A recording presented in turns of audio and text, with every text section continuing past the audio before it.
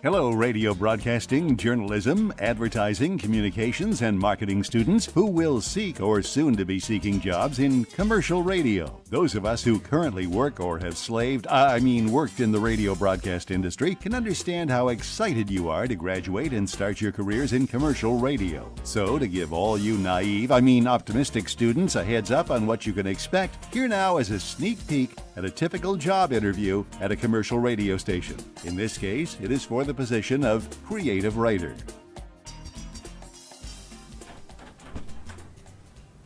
Oh, Mr. Morgan, please come in and sit down. Yes, thank you. So you've applied for a job in our creative department as our creative director. What is it about writing radio commercials that interests you so much? Well, I want to help small businesses attract customers, and I want to do it with what I feel is my own unique style of creative writing. Yeah, you and every other two-bit hack writer I've interviewed. Anyway, what are your salary expectations? I spent 3 years in school acquiring an advertising diploma and a graduate certificate in public relations. My education also qualifies me for a number of university credits. Finally, I have a decade of experience working as a paid employee and even as a manager in both commercial and campus radio. However, my salary expectations are quite modest. I believe I should be paid in the neighborhood of $40,000 a year. Realistically, I know that you're a cheap bastard who doesn't believe in paying anyone other than maybe the sniveling, ass-kissing sales reps a decent wage. So my salary expectations are about $24,000 a year. You know, barely more than minimum wage. True, but you are aware that you'll also be expected to work overtime for free. Of course I do. You being the giant prick everyone says you are, how could I expect not to be? Very good. Now, if you do get the job, how long do you expect to remain employed with this company? I would like to work here for a long time, but I expect you'll find a trumped-up reason to get rid of me once I've been here so long that even a penny-pinching ass clown such as yourself thinks I'm worth more than the birdseed salary you're providing.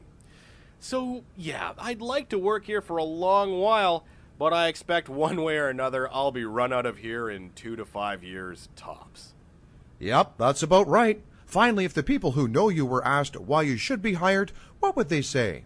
My friends know how unappreciative and, as I already mentioned, cheap the commercial radio industry is, so they would probably tell you not to hire me. They may even tell you to tell me to take my head out of my ass and look for a job that pays better. You know, like a delivery truck driver, cashier, waitress, or gas station attendant. However, they are my friends, so they'd feed you the line of crap I've already told them to tell a tightwad moron such as yourself, you know, in the event you actually do follow through and call any of my personal references. And what would that be? Sorry, yes. Well, that would simply be that I enjoy trying to raise a family below the poverty line. I love being micromanaged by a glorified accountant, and that I crave to be asked to write something creative, then being told that wasn't at all what the client was asking for. You know, even though it was. Then being forced to rewrite it in exactly the opposite way, making it as cliche, annoying, and easily forgettable to the listener as possible.